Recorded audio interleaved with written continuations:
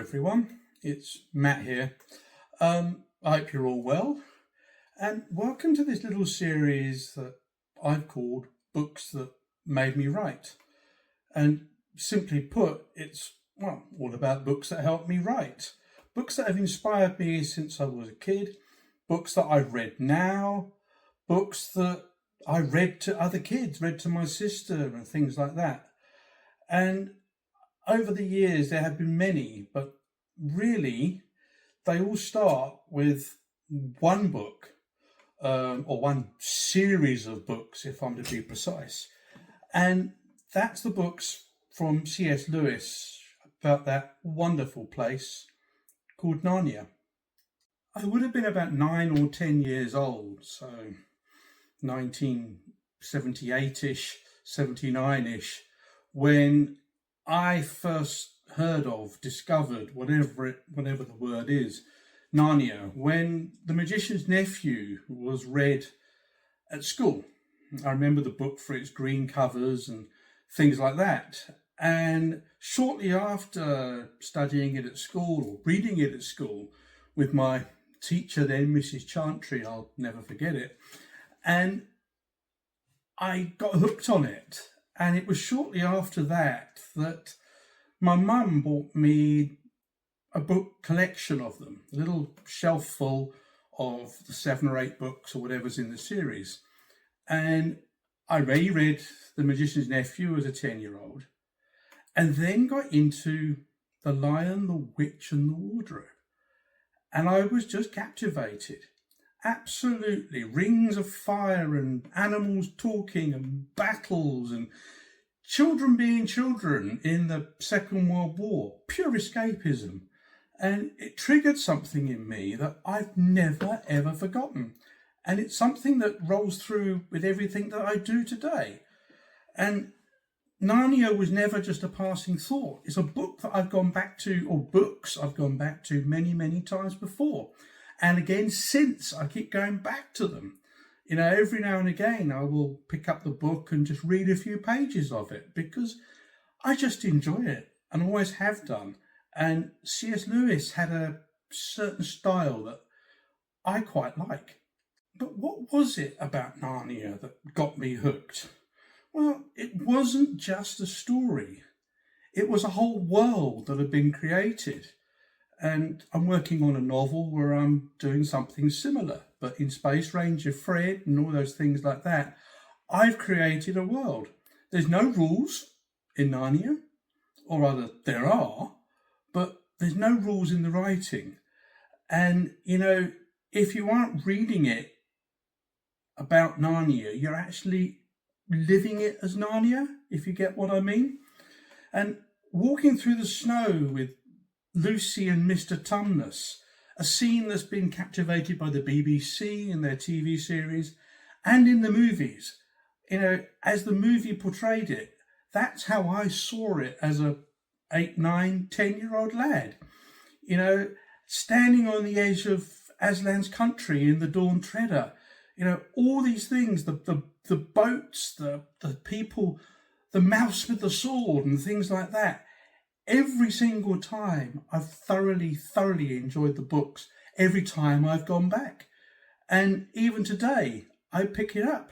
This afternoon even, I actually stumbled across an old clip of the movie, The Lion, the Witch and the Wardrobe, and watched it because I'm just captivated by it. But over the years, as I've read the C.S. Lewis books, I've seen them through aging eyes. And, you know, what's amazed me is that when I was younger, I saw the magical adventures, the talking animals, the brave children, and the epic battles. But as an adult, I get to understand it a little bit deeper. I read the book, The Narnia Code, which goes probably as deep as you can get. But I've understood the deeper layers of the story, the themes, the symbolism, and the emotion that's behind the story. Every time I've read the books, I've come out with something new. And whether I've read 1 page, 2 page, or the entire book or the entire series, every single time I come out with a fresh thinking on something. And for me, that's a sign of a really great book. And C.S. Lewis does everything that I would like in a book. It's just a pity he's not alive today to write a few more. And then, as I got into my late teens and early 20s, I started to learn more or understand more about Lewis himself. I understood his Christian side as I became a Christian myself. Then I got to read his essays, his letters, and, the Screwtape Letters and Mere Christianity are all things that I've read, and it's given me a whole new understanding of perhaps what he was trying to achieve with his books. And having read the Narnia Code, written by one of my neighbours, thankfully, it's really got me in deep into it.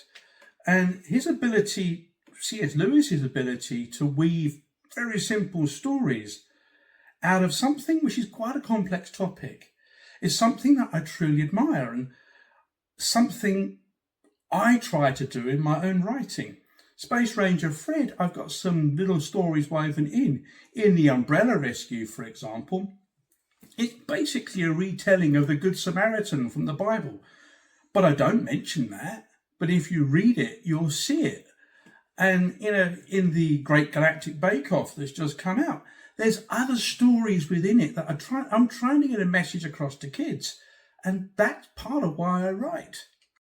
But I've often thought, what makes C.S. Lewis's writing work? Why for me is it the book that really stands out, the story that I'll never forget? There's going to be other authors in this series, but C.S. Lewis sits there at the very heart of everything. And I guess it's because his writing is so purposefully and beautifully clear. It's very simple, but never simplistic. It's rich, but never confusing. It just pulls you into the story. And the funny thing is, Lewis trusted his readers. He understood his readers, especially the young ones. And people like me when I was 8, 9, 10 years old. I felt he was writing just for me. And that's something I try to remember when I write. Whether it's a space adventure or a fairy tale with chickens and princesses, or as I've done today about Dum Dum the cow in Cornwall. I try and keep it clear, character driven, and of course it has to have heart and that touch of humour which I love. My wicked humour comes through all the time. But C.S. Lewis has proven to me that you don't need anything complex or difficult or really sophisticated to make a story powerful. All you need is purpose and imagination and a damn good yarn. And he had all of that in abundance with all of his writing. But it was only a few years ago that I was given a copy of the Narnia Code by Michael Ward. He has a fascinating theory that each Narnia book corresponds to the 7 medieval planets, each with its own spiritual tone. And there's a real sense of digging deeper into Lewis's own personal faith. But it made it very clear just how deep Narnia really was once I'd read this book. It's like a roadmap to a book. It's understanding why did he write? How, not just the how did he write, but why. And the purpose behind it. And what on the surface is really just an adventure for kids is something that is based in faith, philosophy, even cosmology, and a deep, deep emotional truth. A message that very few authors get out today. And that's the absolute brilliance of it. Great stories often carry great messages that we don't see straight away. And that's because we feel them. A book grows on you. And writing for children doesn't mean writing without depth. I have to really think about my stories that I write for Space Ranger Fred. And sometimes I had to have a little layer of real depth. I have to consider adults that might be reading it to their kids. And it's a lot more complex than most people will actually imagine. And the fact that I'm able to step in and write children's books full time and doing it self-published is quite something. And to be honest, I absolutely love it. Like a lot of people who've read the Narnia books, especially those of my age in their mid-50s coming on for 60, I watched the BBC version of the whole series of The Lion, the Witch and the Wardrobe in the mid-80s. I remember it coming up on Blue Peter and how they filmed behind the scenes and how they made it snow in places where there was snow. And to be honest, looking back on it, it's very clunky. But as I sat and watched it with my mother, I became absorbed. Mum and I watched it, I think, every Sunday, I think it was on. But the costumes and everything else that went with it, although by today's standards is a bit clunky and a bit basic, was absolutely brilliant. It was the BBC at its very, very best. But it just grew on me and I'll never forget it. I even had the DVD set given to me many, many years ago, which my own son has watched. And I believe now, well, I know now, he's read some of the books. And again, like me, he's hooked on it. But things moved on. And over the years, the story of C.S. Lewis, the Narnia books, became something that so many millions of people have read that it was inevitable that it became a movie. It perhaps would never have worked in the 1950s or 1960s. But when you come to the late 90s and early 2000s, suddenly you've got the ability to do things with computers and CGI and even AI today that you could never do before. And The Lion, the Witch and the Wardrobe became an amazing, amazing movie. But for me, it didn't quite capture the wonder and depth of the books. I suppose you got 90 minutes to 2 hours to fill everything in. But there was something that just made it enjoyable. And I guess I was looking for the little nuances in the book that I'd found to see if I could see them in the film. And most of them, I'll be honest, didn't even appear. But that's the thing about adaptations, as we're adapting Space Ranger Fred for animation and a video game. It's the magic of that story you can't always get across. And sometimes you have to get a specialist screenwriter, which thankfully I have, to tell your story slightly differently. Remember, it's an adaptation, not a copy of the story, not word for word. If you adapt it and do something for people that are going to watch it, you're writing something very, very different. And the whole tone and the rhythm and the connection between the writer and the viewer in this case has to match, But no true movie or even the BBC can't replicate what's in the books. What I see in my head as I'm reading it doesn't come through on the screen. It can't do, because I see things in more than Technicolor, more than with sound that's absolutely perfect, more than special effects. I see the layers of the book, and that just makes it special for me. Now in 2025, rapidly approaching 2026, we live in a world of fast media. I think if C.S. Lewis was alive today and was writing Narnia, it might be a very different story. But you've got to remember, at the time, the world was at war, kids were being evacuated, and times were very, very different. But even today, the Narnia books can remind us of something that is also important. And it's something that I try and get across in all of my writing, whether I'm writing a kid's story or the next blog post. I try and teach patience, courage, kindness, and of course, imagination. And C.S. Lewis, again, does that in absolute abundance. There's an overflow of it. And they can show that ordinary children can be heroes. It gives kids a chance to dream. These days, dreams are shattered because of social media and peer pressure and whatever. But if you sit in a corner and go and read The Lion, the Witch and the Wardrobe, you will believe in yourself that you can fight this battle, that you can go and have tea with the West Witch and enjoy things and enjoy life and whatever, and just be a fantastic human being. But the messages in the books are absolutely timeless. And today, so many kids miss out on that because they don't read. And as a children's author, I always ask myself, what do my readers want to feel when they read one of my stories?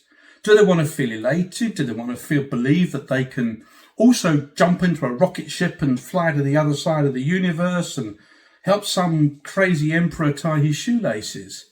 Do they want to be able to tell the time? I want them to laugh. That's the big thing. But what do they want to feel? What was they come out feeling? And I know parents that have come up to me and said, my son, daughter loved the book. They love the repetition of some of the names where I go over the top. It makes kids smile and they come out happy and they've been entertained and they've learned a little something as well. And, the biggest thing that comes out of it that I'm learning from those kids that have read the books is that they believe in themselves. And that is really quite something today. Kids, more than anything, need to believe. It's a tough world out there. They need to believe in their imagination. They need to believe in doing the right thing. They need to believe that stories matter. That's even true for business people today. And stories can shape who they are, who they might become. I became a writer because of Narnia. Who knows, a child might become the next prime minister or the next president or the next corporate CEO because of something they read or are reading that's inspiring them to make up their mind. They might be reading All Creatures Great and Small and decide they want to become a vet. It's the power of the stories and the imagination of the writers that can change the world today and change the people that are in it. So in closing, where would I be without C.S. Lewis? I don't think I'd be here. So really this is a heartfelt thank you to a man that's long gone, who lives on in amazing stories that are read by countless millions of people, children and adults across the world today, in whatever language they may well be in. The hidden bit about Christianity might not come across to everybody, but I know it does come across. And, I'm grateful that C.S. Lewis dared to write something in a world where lions can talk and fawns carry umbrellas and children become kings and queens. There's nothing woke or modern or anything like that. It's all stuff that's pure imagination. And when I'm writing stories, I'm always just thankful to him. And he showed me how to write, to be me when I'm writing, to show that my stories matter, they can be powerful, and they can be meaningful. And of course, they're full of wonder. In a book, I can write anything I like, and it doesn't have to be real. It can be made up. But that's the joy of storytelling. So, thank you, C.S. Lewis, for planting a crazy seed in me and setting me up writing a book or books and doing it now for a living. I'm just grateful for Narnia. And, well, there are days where I just wish I could disappear and go and live there. So that's me a little bit about Narnia and C.S. Lewis. There's a few more to come in this little series. And if you want to watch the rest of them, just like and subscribe and keep an eye out for the next one. And keep an eye out for my books. www.mattnewnhamauthor.com or spacerangerfred.com. You choose. Either way, you're going to find some of my stories, and I really hope you enjoy them. Thank you for watching.